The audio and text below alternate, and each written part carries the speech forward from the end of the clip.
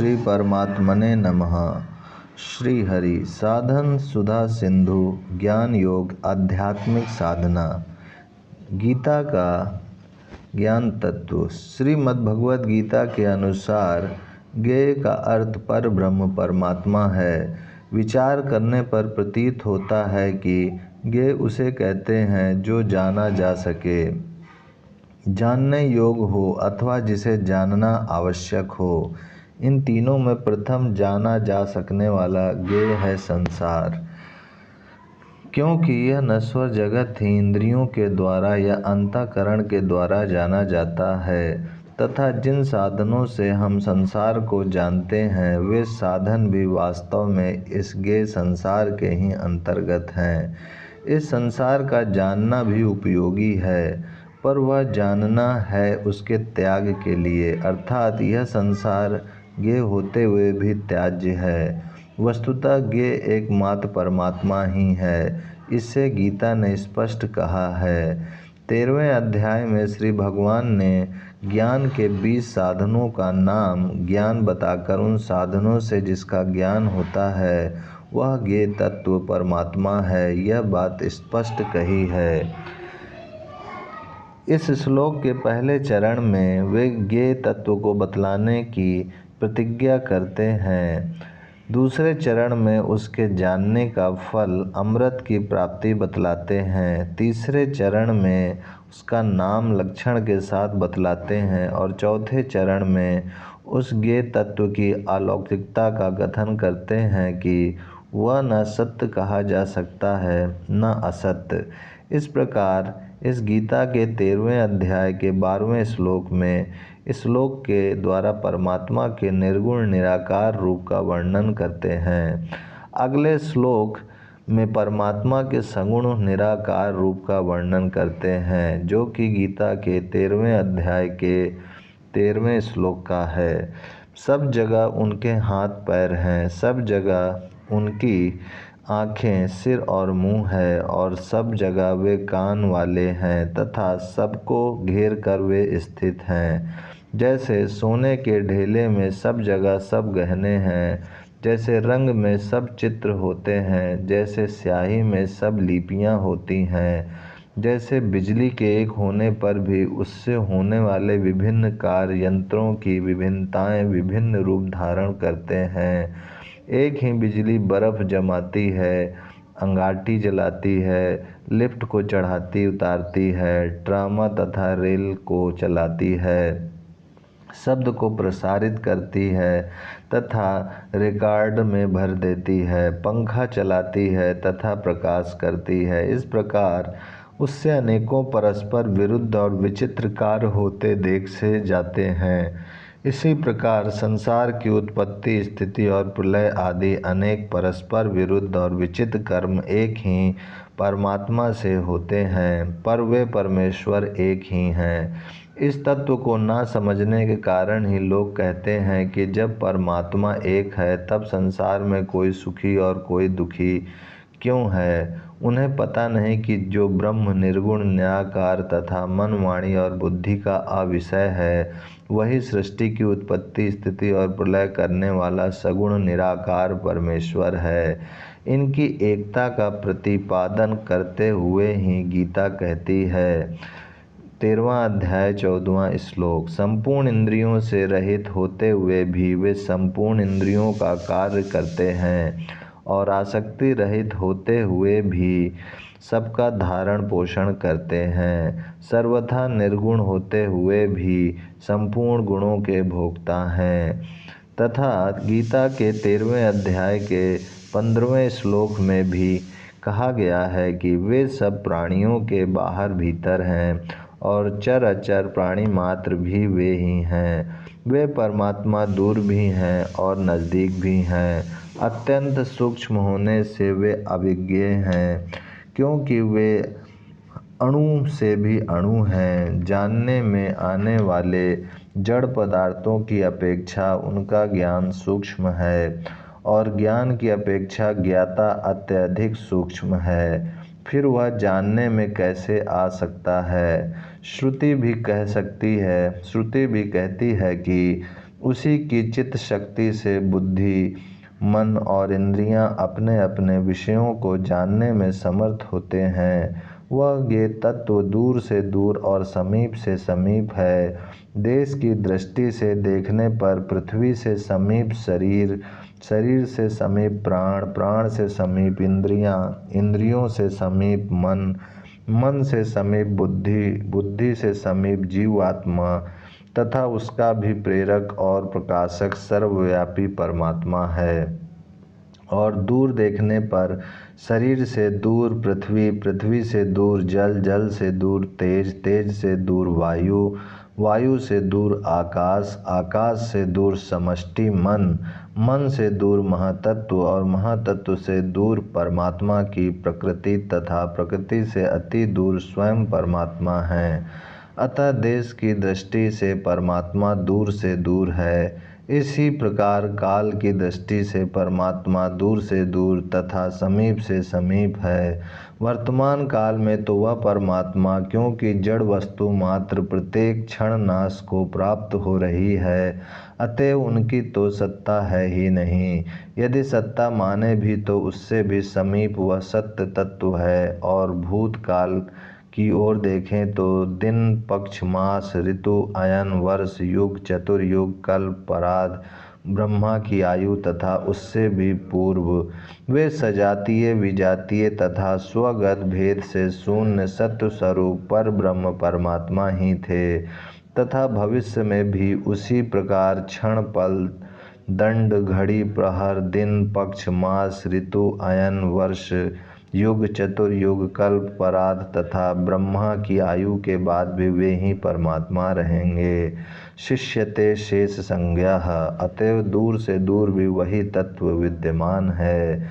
जिस ज्ञान के अंतर्गत देश काल वस्तु की प्रतीति होती है वह चित्त स्वरूप ज्ञान ही है तथा उसके अंतर्गत आने वाले देश काल वस्तु मात्र क्षण भर भी स्थिर न रहकर केवल परिवर्तनशील प्रतीत होते हैं।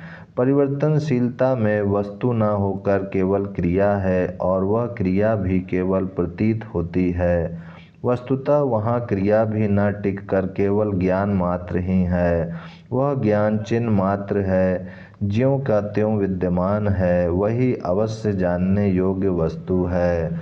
उसके जान लेने के बाद ज्ञात ज्ञातव्य, प्राप्त प्राप्तव्य होकर कृतकृत्यता हो जाती है, अर्थात न कुछ जानना बाकी रह जाता है और न पाना बाकी रहता है, न करना ही बाकी रहता है। वह ज्ञेय तत्व अविभुक्तम च भूतेषु विभक्तमिव च स्थितम भूतभृत च तज्ज्ञेयं ग्रसिष्णु प्रभ विष्णु च, अनेक आकारों के विभक्त प्राणियों में अविभक्त है, अर्थात विभाग रहित एक ही तत्व विभक्त की तरह प्रतीत होता है। अनेक व्यक्तियों में सत्ता स्फूर्ति प्रदान करने वाला एक ही तत्व विद्यमान है। वही जगत की उत्पत्ति करने वाला होने के कारण ब्रह्मा कहलाता है, पालन करने वाला होने के कारण विष्णु कहलाता है और संहार करने वाला होने के कारण महादेव रूप से विराजमान है। ज्योतिषामपि तयो ज्योतियः, वह ज्योतियों का भी ज्योति स्वरूप है, अर्थात जैसे घट पट आदि भौतिक पदार्थों का प्रकाशक सूर्य है तथा वह सूर्य घट पट आदि के भाव और अभाव दोनों को प्रकाशित करता है। जैसे सूर्य के प्रकाश अप्रकाश को निर्विकार रूप से नेत्र प्रकाशित करता है, नेत्र के देखने की क्रिया तथा नेत्र की ठीक बेठीक अवस्था को एक रूप रहता हुआ मन प्रकाशित करता है। मन की शुद्ध अनेक विकार युक्त क्रिया को बुद्धि निर्विकार रूप से प्रकाशित करती है तथा बुद्धि के भी ठीक बेठीक कार्य को आत्मा प्रकाशित करता है। उसी प्रकार समष्टि सृष्टि उसकी नाना क्रियाओं तथा अक्रिय अवस्थाओं को शुद्ध चेतन रूप परमात्मा प्रकाशित करता है। अतः वह ज्योतियों का भी ज्योति है तथा अज्ञान रूप अंधकार से अत्यंत भिन्न है। वह केवल ज्ञान रूप है, वही जानने योग्य है तथा गीता में अध्याय 13वां श्लोक 7 से 11 तक बतलाए हुए अमानित्व, अदम्भित्व आदि 20 साधनों से प्राप्त किया जा सकता है। वह सबके हृदय में सदा सर्वदा विद्यमान रहता है। भगवान ने स्पष्ट कहा है, सर्वस्य चाहम हृदय सन्निविष्टः। गीता 15वां अध्याय 15वां श्लोक तथा ईश्वर सर्वभूतानां हृदय से अर्जुन तिष्ठति। गीता 18वां अध्याय 61वां श्लोक। वही सर्वव्यापक, सर्वाधिष्ठान, सर्वरूप परमात्मा है, वही सर्वथा जानने योग्य है, वही परब्रह्म परमात्मा जहाँ जगत तथा जगदाकार रूप में परिणत होने वाली प्रकृति का अत्यंत अभाव है, वहाँ निर्गुण निराकार कहलाता है। उसी परमात्मा को जब प्रकृति सहित जगत के कारण रूप में देखते हैं तब वह सगुण निराकार रूप से समझ में आता है तथा जब उसे हम संपूर्ण संसार के सृष्टा पालक और संहार के रूप में देखते हैं तब वही ब्रह्मा, विष्णु और महादेव इन त्रिदेवों के रूप में ज्ञात होता है। वही परमात्मा जब धर्म का नाश और अधर्म की वृद्धि होती है तब साधुओं की रक्षा, दुष्टों के विनाश और धर्म की स्थापना के लिए राम, कृष्ण आदि विविध रूपों में अवतार लेते हैं तथा संत मत के अनुसार वे ही परमात्मा ज्योति रूप में साधकों के अनुभव में आते हैं। उनका वर्णन संतों ने पति रूप में तथा अमरलोक के अधिपति के रूप में किया है तथा यह भी बतलाया है कि वे ही हंस रूप संतों को अमरलोक से संसार में भक्ति का प्रचार तथा संसार का उद्धार करने के लिए भेजते हैं।